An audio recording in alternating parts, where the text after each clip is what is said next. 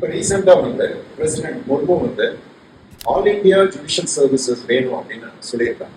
இப்போ all India சர்வீஸ்னா என்ன அப்படின்னா, இந்தியன் கான்ஸ்டிடியூஷன்ல ஆர்டிகல் 312 படி இப்ப ஏற்கனவே 3 ஆல் இண்டியா சர்வீஸ் இருக்கு. IAS, IPS and Indian forest service. இதன்படி இப்ப ஜுடிஷியல் சர்வீஸுக்கு ஒரு ஆல் இண்டியா சர்வீஸ் உருவாக்கணும் அப்படின்னா இப்போதைக்கு இப்ப சபார்டினேட் கோர்ட்ஸ்ல civil judges or district judges இவங்க எல்லாருமே வந்து அந்தந்த மாநிலங்கள் என்னது ரெக்ரூட் பண்ணி படிக்கிட்டு இருக்காங்க. இது ஆல் இண்டியா லெவல்ல ஒரு எக்ஸாம் வச்சு இவங்க எல்லாமே என்னன்னா ஐஏஎஸ் ஐபிஎஸ் மாதிரி ரெகுலேட் பண்ணணும்னு நினைக்கிறாங்க.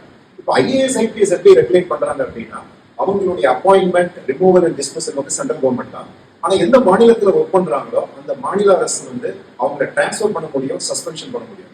ஸோ அது மாதிரி இதை கொண்டு வரலாம் அப்படிங்கிறது தான் இதனுடைய நோக்கம்.